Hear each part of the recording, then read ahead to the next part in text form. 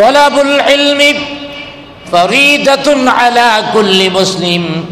আল্লাহর হাবিব সাল্লাল্লাহু আলাইহি ওয়াসাল্লাম বলেন, প্রতিটা মুসলমান নরনারীর উপরে প্রয়োজনীয় ইলম ফরজ করা হয়েছে। প্রয়োজনীয় ইলম কতটুকু? আমি নামাজ পড়ব, নামাজ সম্পর্কে যা প্রয়োজন সেগুলি শিক্ষা করা আমার জন্য ফরজ। আমি রোজা রাখব, এই রোজা সম্পর্কে যা জানার দরকার সেই জানাটা ফরজ। হজ করব, হজের জন্য কিছু বিষয় রয়েছে, এই বিষয়গুলি না হলে হজ হবে না, এই বিষয়গুলি তার জন্য শিক্ষা করা ফরজ। যাকাত দিবে, কিভাবে দিতে হবে, কিভাবে যাকাত নির্ধারণ করতে হবে, কতটুকু পরিমাণ যাকাত দিতে হবে, কাদেরকে দিতে হবে, এই ইলম থাকতে হবে। এই ইলম যদি না থাকে তাহলে যাকাতটা হয়তো সঠিকভাবে দেওয়া হবে না, সওয়াবও পাবে না। অতএব বান্দা যে আমলটা করবে সেই আমল সম্পর্কে জানতে হবে। যেমন আমরা প্রত্যেকটা মানুষই নামাজ পড়তে হবে, রোজা রাখতে হবে, যাদের টাকা আছে হজ করতে হবে, যাকাত দিতে হবে যাদের টাকা রয়েছে, এই সম্পর্কে জ্ঞান অর্জন করাটাও ফরজ। তারপরে ঘর সংসার করা, যেটাকে আমরা গুরুত্বপূর্ণ বিষয় মনে করি না, পরিবার পরিজনকে পরিচালনা করা, ঘর সংসার করা, এই ঘর সংসার আমরা প্রতিটা মানুষই করে থাকি।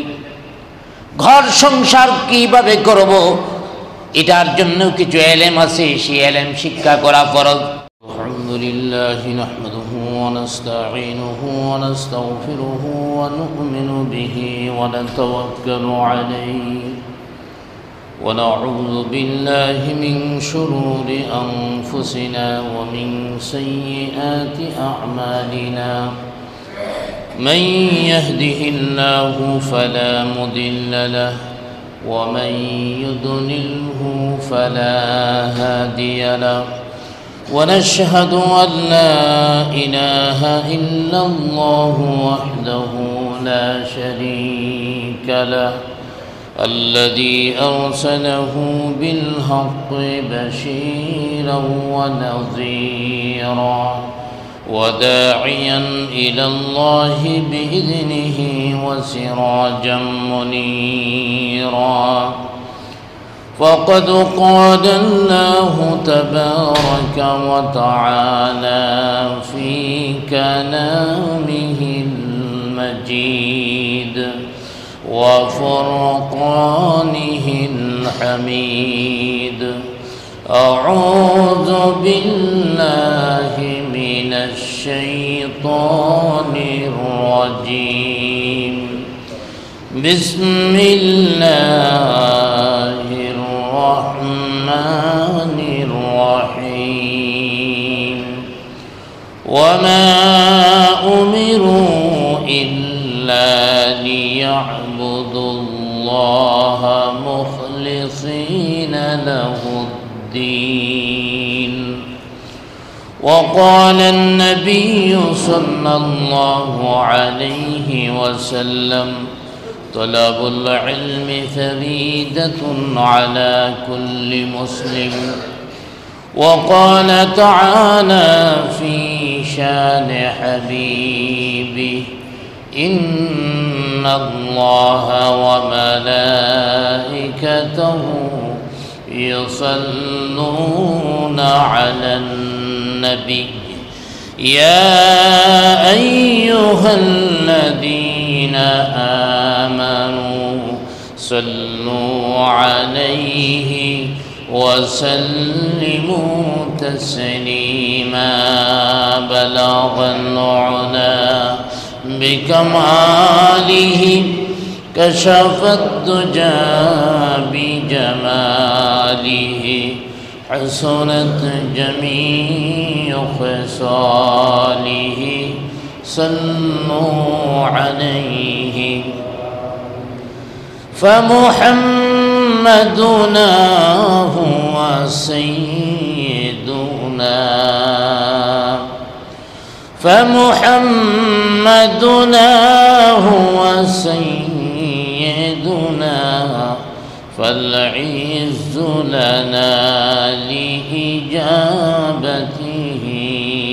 بلغ العلا بكماله كشف الدجى بجماله حسنت جميع خصاله صلوا عليه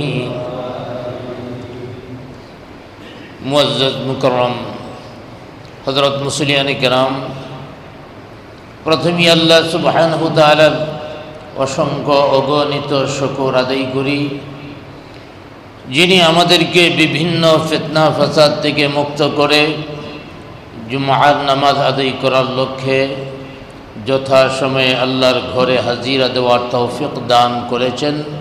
সকলে একবার বলি আলহামদুলিল্লাহ।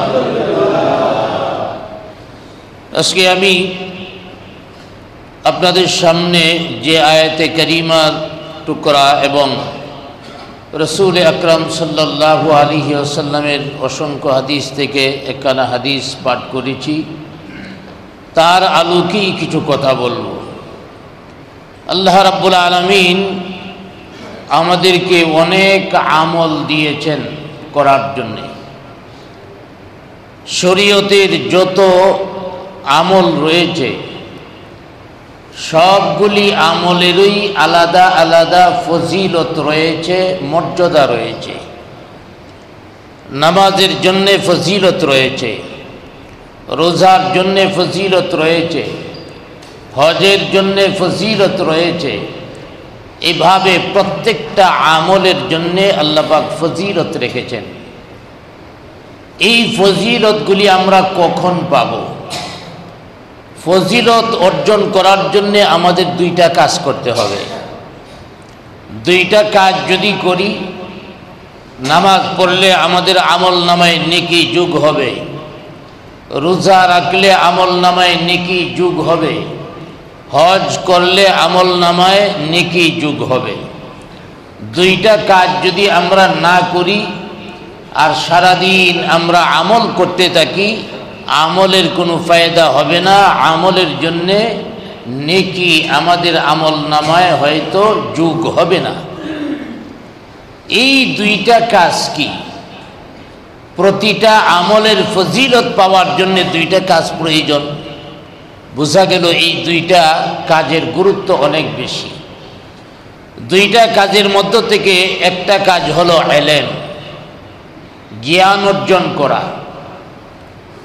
অর্থাৎ আমি যে আমলটা করব সেই আমল সম্পর্কে জ্ঞান অর্জন করা। আমি আমল করতেছি, এই সম্পর্কে আমার জ্ঞান নাই, লাভ হবে না। অর্থাৎ আমি নামাজ পড়তেছি, নামাজের হুকুম আহকাম কিছুই আমার জানা নাই, নামাজের রুকু সেজদা কিভাবে করতে হবে জানা নাই, ইমামের পিছনে যদি ইক্তেদা করি কিভাবে ইক্তেদা করতে হবে, কখন রুকু সেজদা দিতে হবে আমার জানা নাই। ইমাম সাহেব রুকুতে আছে আর উনি রুকু থেকে দাঁড়ায় গেছে, ইমাম সাহেব সেজদায় আছে, উনি সেজদা থেকে উঠে গেছে, নামাজ সাথে সাথে বাতিল হয়ে যাবে। আমি কষ্ট করে নামাজ পড়লাম, অথচ নেকি হলো না কেন? আমার ইলম না থাকার কারণে। ইমাম সাহেবের আগে রুকু সেজদা করা যাবে না, এই ইলম আমার থাকতে হবে।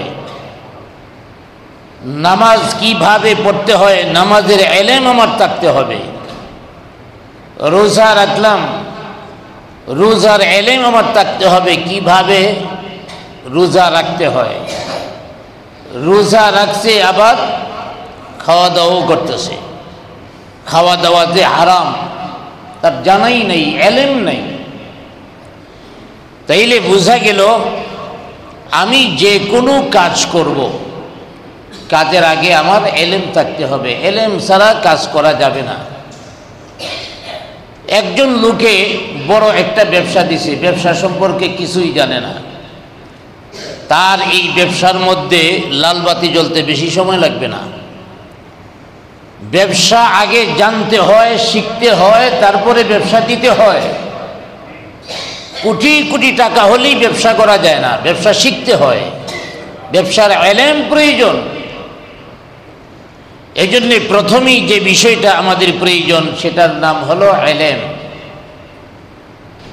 দ্বিতীয় নাম্বার, আমলের ফায়দা পাওয়ার জন্যে আরেকটা জিনিস দরকার, সেটার নাম হলো সহিহ নিয়ত। নিয়ত ঠিক নাই, কিছুই নাই। আপনি নিয়ত যদি বেঠিক থাকে, 5 ওয়াক্ত নামাজ জামাতের সাথে পড়তেছেন, লাভ নাই। আগে নিয়তটারে ঠিক করতে হবে, নামাজ কেন পড়তেছি। আপনাদের কাছে আমার প্রশ্ন, নামাজ আমরা কেন পড়ি? আল্লাহর সন্তুষ্টির জন্যে, অন্য কোনো উদ্দেশ্য আছে? 5 ওয়াক্ত যদি নামাজ পড়ি তাইলে সামনে আমারে ভোট দিবে। 5 ওয়াক্ত নামাজ যদি পড়ি তাইলে সামনে নেতা হওয়াটা সহজ হবে। এসব উদ্দেশ্য নিয়ে যদি নামাজ পড়ে কোনো লাভ নাই। তাইলে নিয়তটারে আমার সহিহ বানাতে হবে। আমি কেন নামাজ পড়ছি? রোজা রাখলাম মানুষকে দেখানোর জন্য যদি আমি রাখি, লাভ নাই। হজ করলাম, মানুষেরা আমাকে হাজি রাখবে, অতএব নামের আগে দিয়ে হাজি নামটা লিখলে 2 নম্বরই ব্যবসা করতেও সহজ হবে।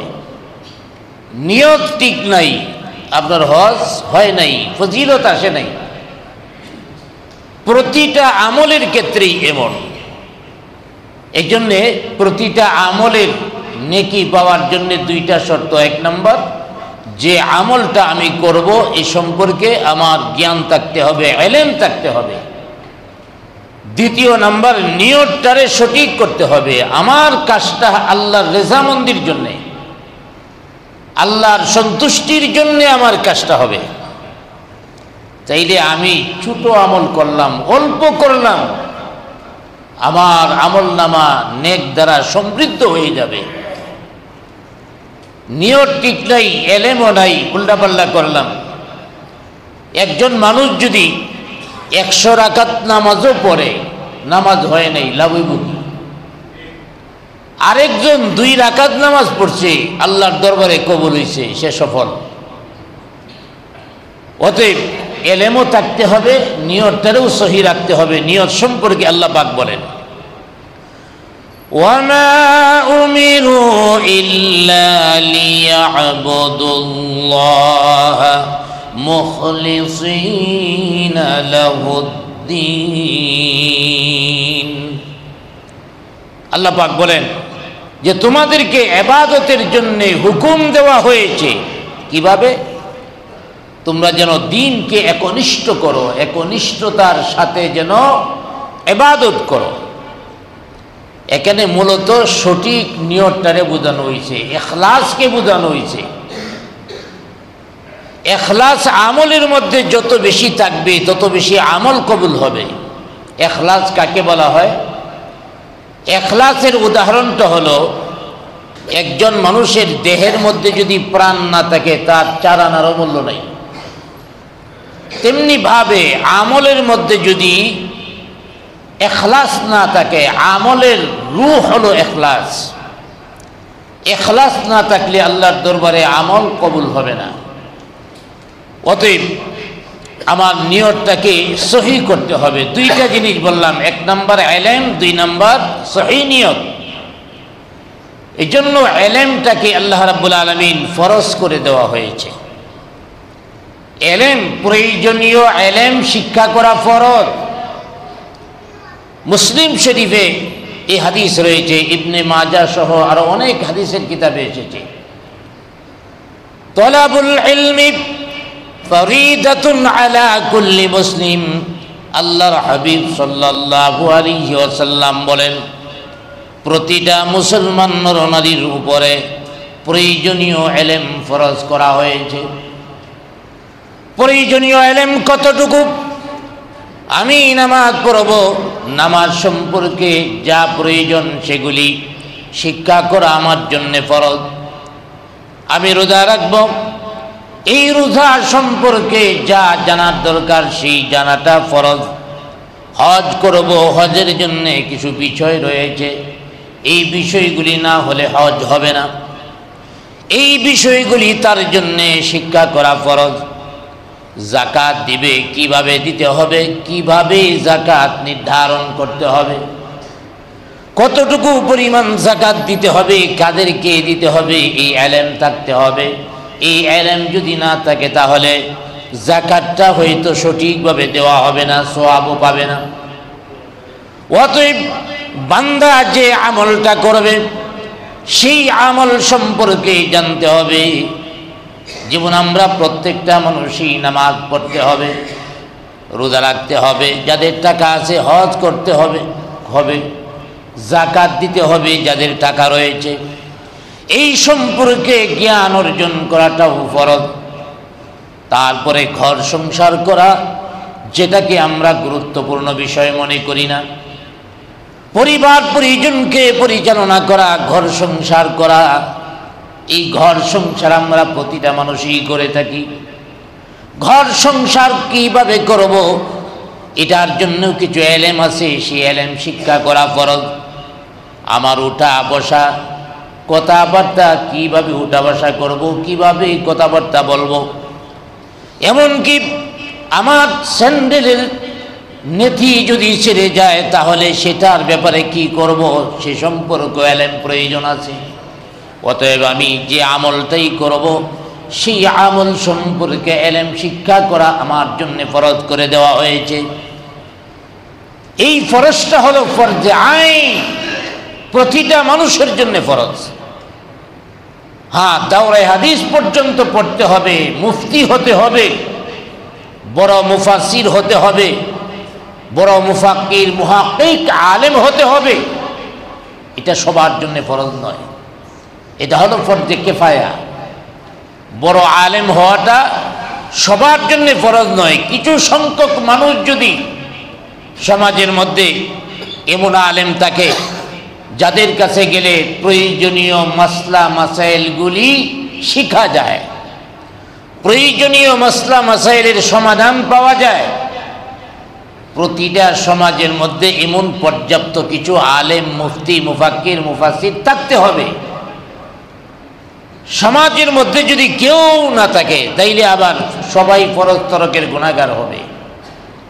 এই জন্যে বড় আলেম হওয়া এটাকে ফরজে কিফায়া, জানাজার মতো রাখা হয়েছে। জানাজা যেমন কিছু সংখ্যক মানুষ যদি পড়ে নেয় তাহলে সবার পক্ষ থেকে আদায় হয়ে যায়, তেমনি ভাবে বড় আলেম হওয়া এটা সবার জন্য ফরজে আইন নয়, বরং এটা হলো ফরজে কিফায়া।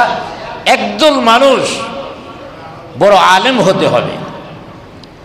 আর এই এলেম শিখাটা কঠিন। এখানে দুইটা বিষয়, এলেম আর একটা হলো নিয়ত সহি করা। নিয়তটারে সহি করা, বিশুদ্ধ করা, এটা কিন্তু খুব সহজ। মনটারে ঠিক করে নেই তাহলেই তো নিয়ত ঠিক হয়ে যায়, এটা সহজ। কিন্তু এলেম শিক্ষা করাটা নিয়তের মোকাবেলায় কঠিন। কারণ এলেম শিক্ষা করার জন্যে এক নম্বর হলো সময় দিতে হবে। এলেম শিক্ষা করার জন্যে কষ্ট করতে হবে। কারণ এলেম শিক্ষাটা এটা কঠিন বিষয়। এই এলেমটা আসছেই কষ্টের মাধ্যমে। আমাদের বাংলাদেশের মধ্যে স্বাধীনতার পরে একটা মাদ্রাসা করা হয়েছিল গুলশানে। ওই মাদ্রাসার মধ্যে রাখা হয়েছে যে গরিবের কোনো ছেলেরা ভর্তি হওয়ার কোনো সুযোগই নাই। মনে করেন তদানীন্তন সময়ে ভর্তি ফি 10,000 টাকা, এখন কত টাকা হবে?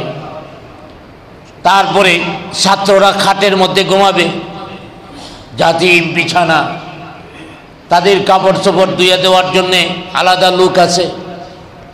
আবার ফজরের আগে উঠবে যেহেতু হেফজখানা, ওই সময় নাস্তা আছে। ফজরের পরে কিছুক্ষণ পরে, আমলের পরে আবারও নাস্তা আছে। তারপরে 8টার দিকে আবার ভারী নাস্তা, তারপরে দুপুরে বিরিয়ানি। অর্থাৎ খাওয়া দাওয়ার অভাব নাই। এর ফাঁকেও যত খাইতে চায় খাবে। কয়েক বছর চালাইছে।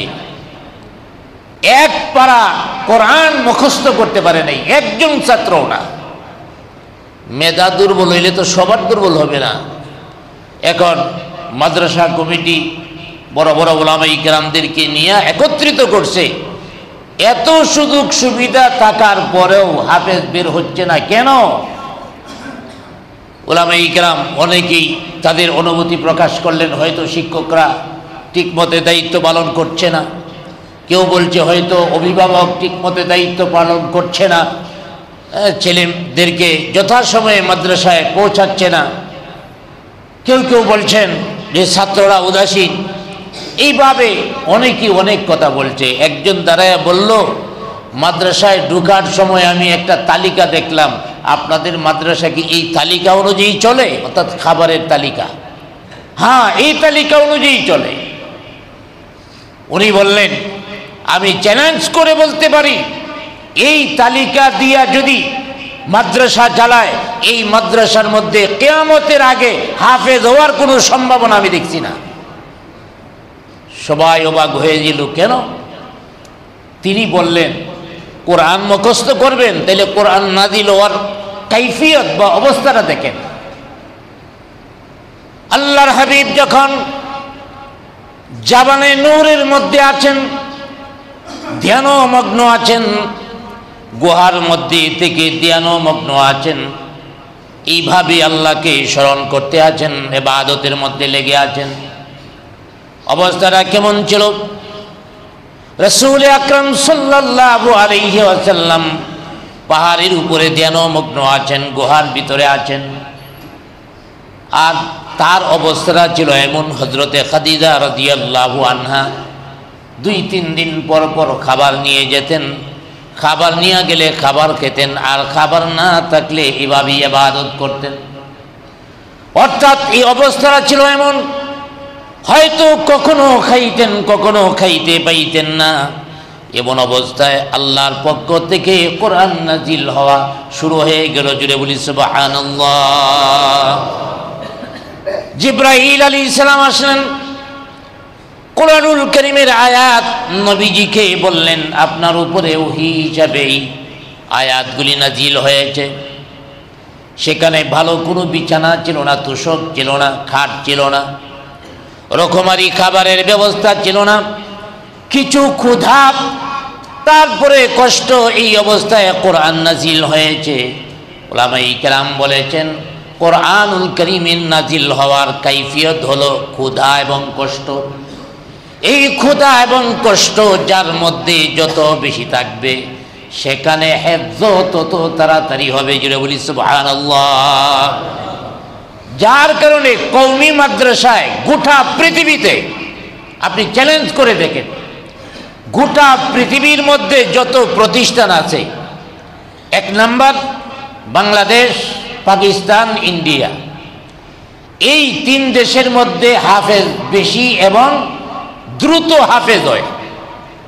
কেন? এই 3 দেশের সিস্টেম হলো, 1 নাম্বার থাকারটাই বলি, রুমের মধ্যে এক রুমে অনেকগুলি ছাত্র ঘুমাবে, এক একজনের জায়গা দেওয়া হয় সর্বোচ্চ 1.5 ফিট, এর বেশি জায়গা নেই। 1.5 ফিট জায়গা দেওয়া হয়, ওখানে বিছানা বিছায়া রাতে ঘুমায়। আবার ঘুম থেকে উঠার পরে ওখানে বিছনা রাখতে পারে না, ওই বিছনা বলডায়া টাঙ্গের উপরে সাইডে রাইকা এখানে বসেই পড়ে। অবস্থাটা একটু দেখেন, 1.5 ফিট জায়গা, ওখানেই থাকা, ওখানেই ঘুমানো, ওখানেই সব। তারপরে খাওয়াটা কি? আমাদের আমলে তো খাবার ছিল 2 বার, এখন 3 বার হয়েছে। 3 বার হলেও এটা তো বাড়ির মতো খাবার না। একসাথে অনেকগুলি লোকের খাবার যদি হয়, তাইলে শুধু কওমি মাদ্রাসা না, সব জায়গার মধ্যেই খবর নিয়ে দেখেন খুব কষ্ট। আপনি পুলিশের যেখানে রান্না হয় খবর নিয়ে দেখেন, মাঝে মাঝে কীরা পাওয়া যায়। তো কওমি মাদ্রাসায় 3 বার পাক হয়। সকালবেলায় ডাইল বা আলু ভর্তা, দুপুর বেলায় মাছ, গোস্ত বা ডিম। ওইটা তো আপনাদের এই পুরান ঢাকার দাওয়াত খাওয়ার মতো গোস্ত না। কেমন গোস্ত দেওয়া হয়, মাছ দেওয়া হয়, এটা গেলে বুঝতে পারবেন। এতটুকু অনুমান করেন, একটা মাদ্রাসায় খাবার বাবদ 2000 বা 2500 টাকা নেওয়া হয়, এরপরে অন্যান্য খরচ। আচ্ছা, 2500 3000 টাকা দেয়া একটা লোক যদি 3 বার খায়, তাইলে কয় টাকা কইরা পড়ে? এই কয় টাকায় বাংলাদেশের কোন হোটেলের মধ্যে আপনি খাইতে পারবেন? এইভাবে কষ্ট করে তারা, কষ্ট হয় খাওয়ার মধ্যে, তারপরেও তারা এই কষ্টটাকে বরণ যারা করতে পারে তারাই হাফেজ হয়। আর যারা মনে করে না খাবার দাবার কষ্ট, বাড়িতে মায় কত সুন্দর করে ডিম ভাজি করে দেয়, দেশি মুরগি পাক করিয়া খাওয়ায়, এত মজা রাইকিয়া মাদ্রাসায় থাকবো, এর কপালে হেফজ নাই। অতএব এই কষ্টটা যেখানে বেশি সেখানে হেফজ তাড়াতাড়ি হয়। আলহামদুলিল্লাহ, আমাদের বাংলাদেশে 1 মাসে হাফেজ হওয়ারও রেকর্ড আছে। আলহামদুলিল্লাহ জুড়ে বলেন, আরো জুড়ে বলি আলহামদুলিল্লাহ। 1 মাসের হাফেজ অনেক ছিল। আল্লামা আতহার আলী রহমাতুল্লাহি আলাই বাংলাদেশের বড় একজন ইসলামিক নেতাও ছিলেন, 1 মাসে হেফজ করেছেন। ওনার ছেলে আল্লামা আজহার আলী রহমাতুল্লাহি আলাই, আজহার আলী আনোয়ার শাহ রহমাতুল্লাহ আলাই, উনি 3 মাসে হেফজ করেছেন। এই বাংলাদেশের মধ্যে 3 মাসে, 4 মাসে, 6 মাসে হেফজ করেছে এমন অসংখ্য হাফেজ আছে। আপনি সৌদি আরবে যান, 10 বছর লাগে হেফজ করতে। কেন? আমরা বাইতুল্লাহর মধ্যেও দেখেছি, হেরেমে দেখেছি হেফজ পড়ায়। আসছে মাগরিবের পরে আয়া বইছে ঘন্টা দেড়েক, অর্থাৎ এশার আগ পর্যন্ত পড়ছে, পড়ে চলে গেছে, বাসায় চলে গেছে। যার কারণে গোটা পৃথিবীর মধ্যে বাংলাদেশে হেফজ মাদ্রাসাও বেশি, হাফেজের সংখ্যাও বেশি। আন্তর্জাতিক যতগুলি প্রতিযোগিতা হয় সবগুলি প্রতিযোগিতায় বাংলাদেশি হাফেজরাই প্রথম স্থান, দ্বিতীয় স্থান অর্জন করে। আলহামদুলিল্লাহ বলেন। কয় টাকা খরচ করে তাদের পিছনে সরকার? সরকার কয় টাকা খরচ করছে? আপনারা যা দিচ্ছেন তা দিয়ে খাওয়ায়া এই হাফেজ তৈরি করা হচ্ছে। গোটা পৃথিবীতে তারা ফার্স্ট হয়ে বাংলাদেশের সম্মান বয়ে আনছে। আর যাদের পিছনে আপনারা হাজার হাজার কোটি টাকা খরচ করছেন, ছক্কা মারলেই একটা ফ্ল্যাটের মালিক হয়ে যায়, ওরা কখনো বাংলাদেশের জন্য সম্মান বয়ে আনতে পারে নাই, বরং বাংলাদেশকে ডুবাইছে। ঠিক কিনা জোরে বলে? আচ্ছা, ক্রিকেটে বাংলাদেশ বিশ্বকাপ কয়বার জয় করছে? জোরে বলেন, জয় করছে? এদের পিছনে হাজার হাজার কোটি টাকা সরকারের খরচ হচ্ছে। ফুটবলে মনে হয় বিশ্বকাপ দিচ্ছে নাকি? ফুটবলে তো বিশ্বকাপে গেলে কয় ডজন গোল খায় আল্লাহই জানে। আবার ভাইরা, কোনো খেলাতেই বিশ্ব চ্যাম্পিয়ন হতে পারে নাই, তাইলে তাদের পিছনে হাজার হাজার কোটি টাকা খরচ করছেন। পক্ষান্তরে মাদ্রাসায় 4 আনা খরচ করতে তো পারেনই নাই, বরং মাদ্রাসার মধ্যে অভিযান চালায়া কোরবানির ছুরি বের করে এই যে অস্ত্র পাওয়া গেছে, অস্ত্রের ভান্ডার, কত বড় শয়তান চিন্তা করে। চট্টগ্রামে এক মাদ্রাসার মধ্যে গেছে, প্রত্যন্ত অঞ্চল, গ্রাম অঞ্চল, যা বলতেছে আপনাদের মাদ্রাসায় কিছু অনুদান দিব, মাদ্রাসার ছবি টবি ভিডিও করে নিতে হবে। এবার মাদ্রাসার বেশ কিছু ছবি উঠাইছে। তো মাদ্রাসায় ওখানে তো গ্যাস নাই, লাকড়ি দিয়া পাক করে, লাকড়ির বিশাল স্তূপ, ওই লাকড়ির ছবিটা উঠাইছে, একটু অস্পষ্ট উঠাইছে, বলছে অনুদান দিবে। পরের দিন পত্রিকার মধ্যে দেখে চট্টগ্রাম অমুক মাদ্রাসায় অস্ত্রের ভান্ডার, ওই যে লাকড়ি, এই লাকড়ি অস্ত্র, লাকড়িটারে এমনভাবে ছবিটা বানাইছে মনে হয় ওখানে এলএমজি, মেশিন গান, এই সেই দিয়ে ভর্তি করে রাখছে। অতএব মাদ্রাসার জন্যে আপনারা 4 আনা এই সরকারগুলি খরচ করতে পারে নাই। সরকারগুলি শুধু মাদ্রাসাকে কিভাবে ফাঁসাবে, বন্ধ করবে, এটাই শুধু চেয়েছে। তারপরেও কোরআনের প্রতি আল্লাহর রহমত আছে, যার কারণে এখনো এত ষড়যন্ত্র মোকাবেলা করেও এই মাদ্রাসা থেকে এমন ছেলে বের হয় যারা বিশ্ব বিজয়ী হয়ে আসে। আলহামদুলিল্লাহ বলি। আমি বলতেছিলাম যে এই কোরআন যারা পড়ে এদের অনেক কষ্ট, খাওয়া দাওয়ায় কষ্ট, থাকা কষ্ট, জায়গা কম। ওই যে আল্লাহর হাবিব গুহায় ছিলেন, কোনো সময় খাইছেন, কোনো সময় খাইতে পান নাই, বিছানা ছিল না। অতএব এই কষ্টের সাথে আমাদের হেফজখানাগুলির মিল আছে, যার কারণে হাফেজও বেশি হয়। এই জন্য আমি বলতেছিলাম যে এলেমটা একটু কঠিন, এলেমটা একটু কঠিন। এই জন্য আল্লাহ রাব্বুল আলামিন এলেমের ফজিলত রেখেছেন অনেক অনেক বেশি। কারণ যেহেতু আমলের বুনিয়াদ বা ভিত্তি হলো এলেম এবং সহিহ নিয়ত, সমস্ত আমলের বুনিয়াদ বা মূল ভিত্তি হলো এলেম।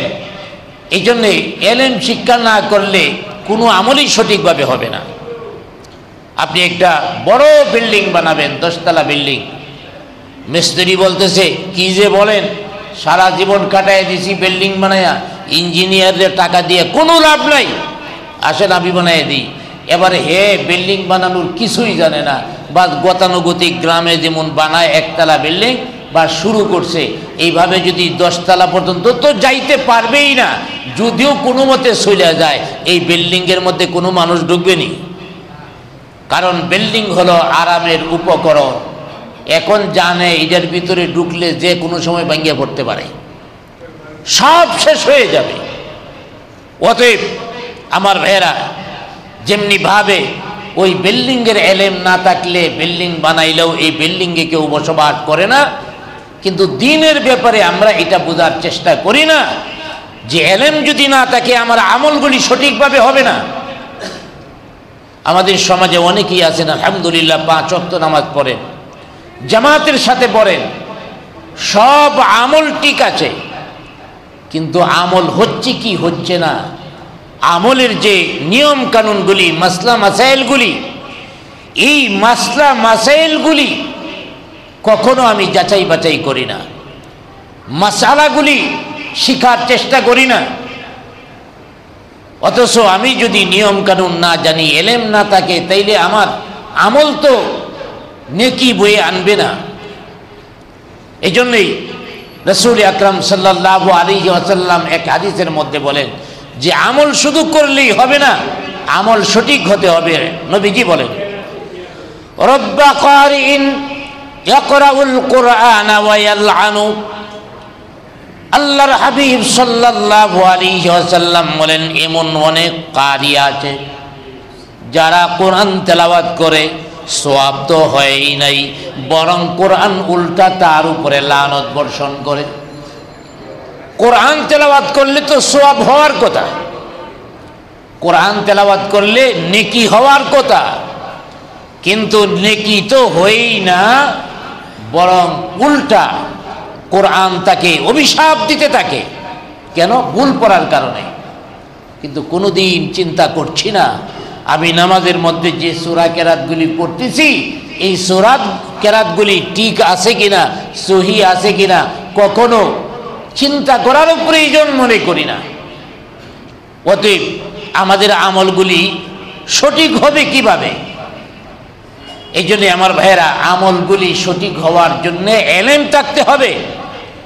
প্রয়োজনীয় এলেম যদি থাকে তখনই আমাদের আমলগুলি সুন্দর হবে, নেকি বয়ে আনবে। এই জন্যে হযরতে আবু বকর সিদ্দিক রাদিয়াল্লাহু তাআলা আনহু, হযরতে আবু হুরায়রা রাদিয়াল্লাহু তাআলা আনহু থেকে একটি হাদিস, দুইজনেই হাদিসটা বর্ণনা করেছেন। আল্লাহর হাবিব সাল্লাল্লাহু আলাইহি ওয়াসাল্লাম বলেছেন, কেউ যদি এলেমের একটা অধ্যায়, দ্বীনের একটা অধ্যায় শিক্ষা করে, ওই লোকটা অন্য একজন মানুষ যদি 1000 রাকাত নফল নামাজ পড়ে, 1000 রাকাত নফল নামাজ পড়ার চেয়েও তার মাসালা মাসাইলের একটা অধ্যায় শিক্ষা করা উত্তম। সুবহানাল্লাহ বলি। একজনে 1000 রাকাত নফল নামাজ পড়লো, আর একজনে একটা অধ্যায় মাসালা মাসাইল শিখলো। আমি যে আমল করতেছি আমলের মাসলা মাসাইল শিখলো, তাহলে লাভ কি হলো? 1000 নফল নামাজ পড়ার চেয়েও আরো ফজিলত বেশি, লাভ বেশি। 1000 না 1,00,000 রাকাত নামাজও যদি পড়ে নামাজ না হয় আল্লাহর দরবারে তো কবুল হবে না। এই জন্য আগে ইলম শিক্ষা করা। অন্য একটি হাদিসের মধ্যে রয়েছে, হযরতে আব্দুল্লাহ ইবনে ওমর রাদিয়াল্লাহু তাআলা আনহু হাদিস বর্ণনা করেছেন, মাজলিসু ফিকহিন খায়রুম মিন ইবাদাতি 60 সানা। দ্বীনি মাসলা মাসাইল, দ্বীনি কথা শিক্ষা করা 60 বছর নফল ইবাদতের চেয়ে দ্বীনি মজলিসের মধ্যে মুহূর্ত বসা অনেক বেশি লাভ।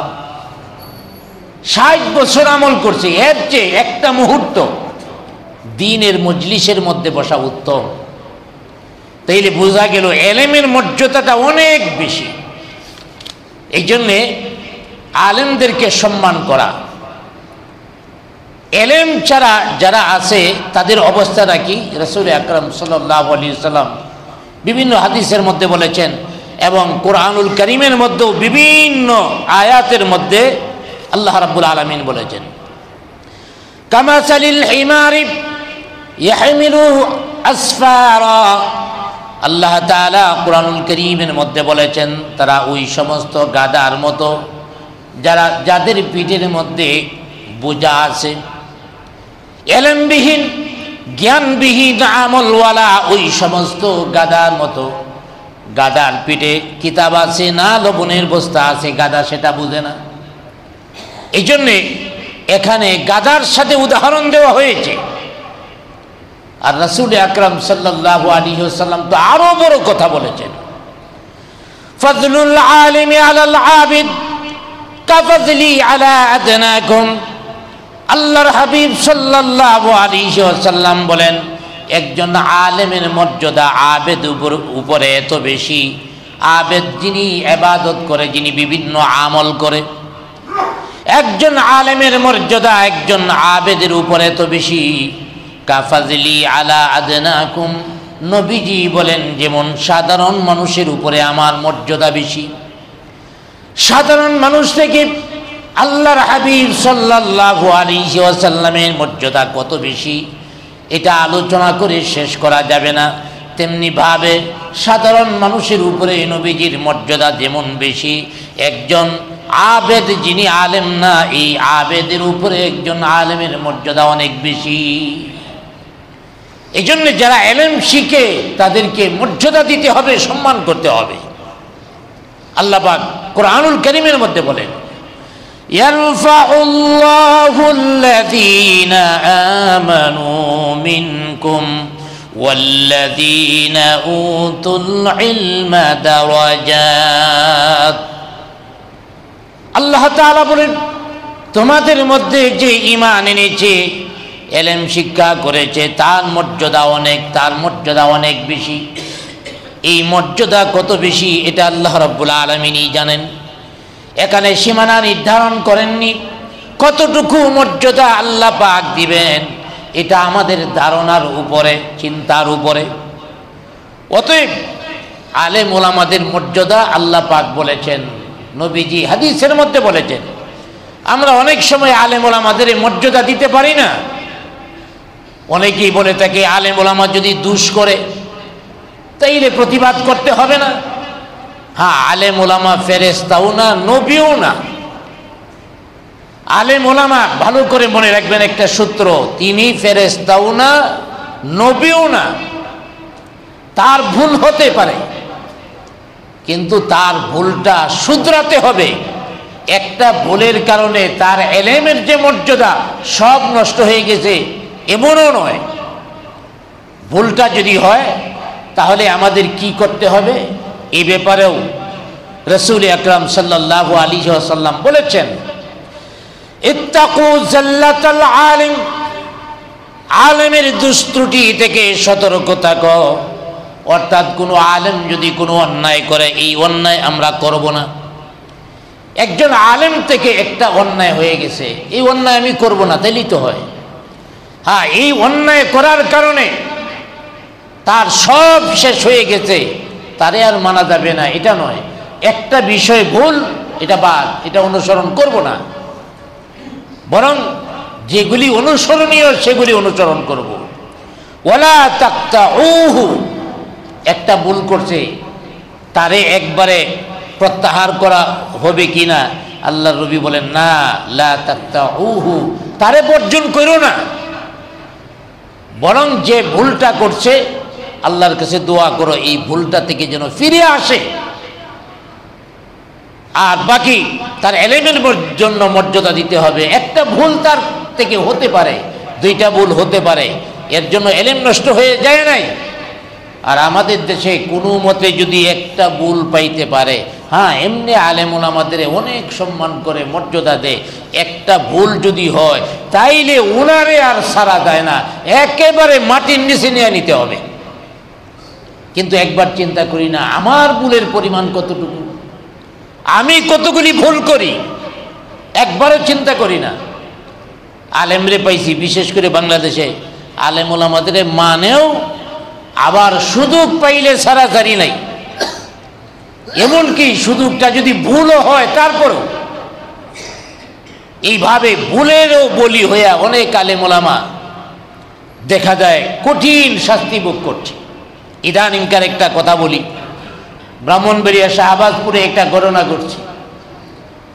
একটা মেয়ে অল্প বয়স্ক, অবশ্যই এটা দুঃখের বিষয়, 8-9 বছরের একটা মেয়ে, এই মেয়েটাকে মেরে ফেলেছে, হত্যা করা হয়েছে।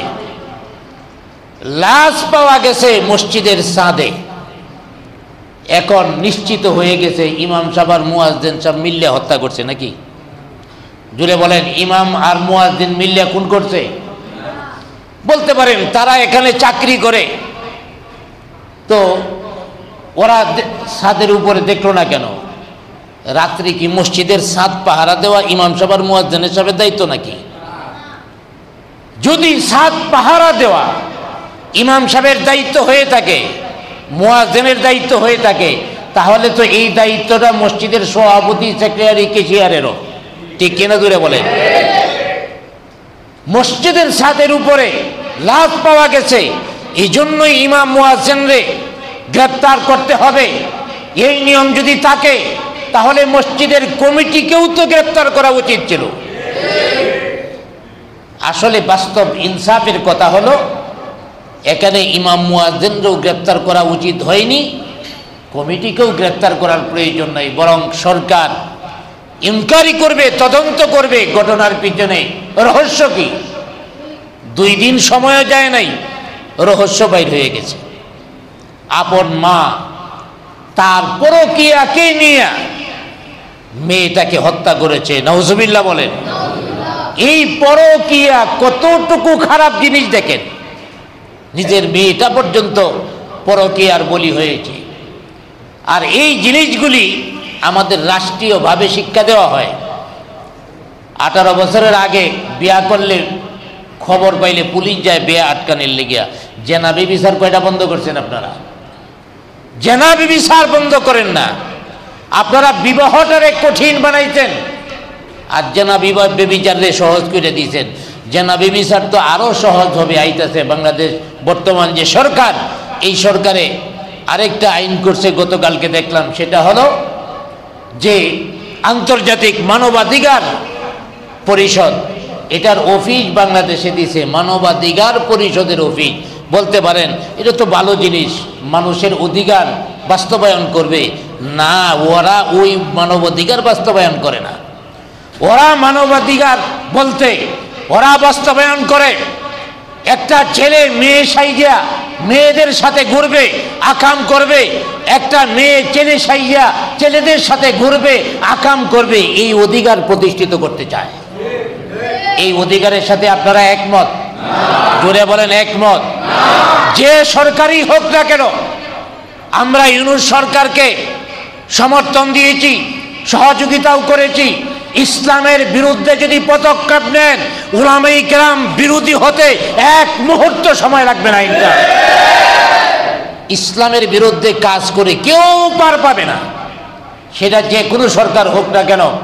আমেরিকার শক্তি নিয়ে আসেন, ইন্ডিয়ার শক্তি নিয়ে আসেন, চাইনার শক্তি নিয়ে আসেন। আমি যে কথাটা বলতেছিলাম যে আজকে এই বিবাহটারে কঠিন বানানো হচ্ছে, জেনা বেবিচারকে একেবারে সহজ বানিয়ে দেওয়া হচ্ছে। ওই বিবারিয়াতে একটা মেয়ে তারই এই বেবিচারের বলি হয়ে, পরকীয়ার বলি হয়ে একটা মেয়ে মরল, আর এর জন্যে ইমাম মুয়াজ্জিন জেলখানার মধ্যে যেতে হলো। অর্থাৎ উলামায়ে কেরাম যদি মরে কোনো অসুবিধা নাই, উলামায়ে কেরাম মরক, বাংলাদেশের মানসিকতাটা এমন। আবার ভাইয়েরা, 5ই আগস্ট এবং এর পূর্ববর্তী সময়ে প্রায় 2000-এর উপরে ছাত্র তারা জীবন দিয়েছে, এই দেশ পাল্টে গেছে।